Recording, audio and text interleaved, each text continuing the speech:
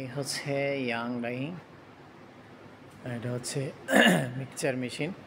এখানে স্যাম্পল বা মিক্সচার তৈরি করে। আর এটা হলো স্টোর, কালার স্টোর।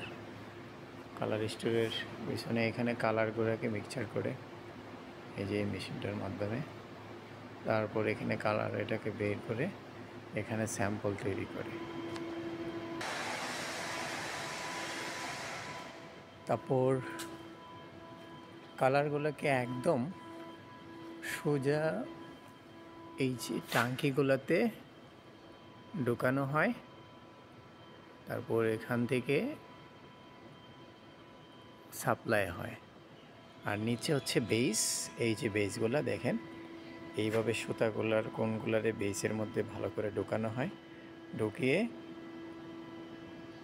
একদম এইভাবে নিয়ে ওই যে লরির মাধ্যমে আংটা দিয়ে একদম উপরের দিকে তুলে এই ঢাকনা যে আছে দেখতেছেন, এটার ভিতরে ঢুকিয়ে দেওয়া হয়।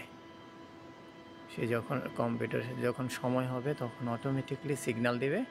সিগন্যাল দিলে এখান থেকে তুলে এটাকে নিচে নামানো হয় পুনরায়। তারপরে এখান থেকে সোজা চলে যায় হাইড্রোতে। যে সামনে এই মেশিনটা হচ্ছে হাইড্রো মেশিন।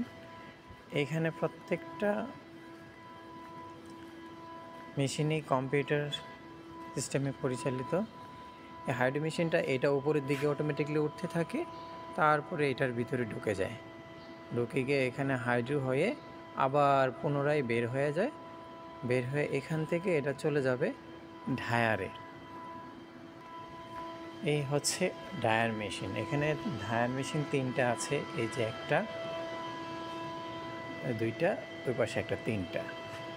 এই ড্রায়ার মেশিনগুলারে এখান থেকে যেমন এই যে হাইড্রো হয়ে আসছে, এগুলারে এখান থেকে ইন করাবে, ওই পাশ দিয়ে আস্তে আস্তে আস্তে করে ড্রায়ার হয়ে ওই দিক দিয়ে বের হয়ে যাবে।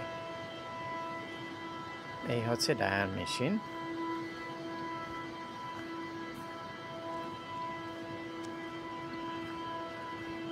আজকে আমি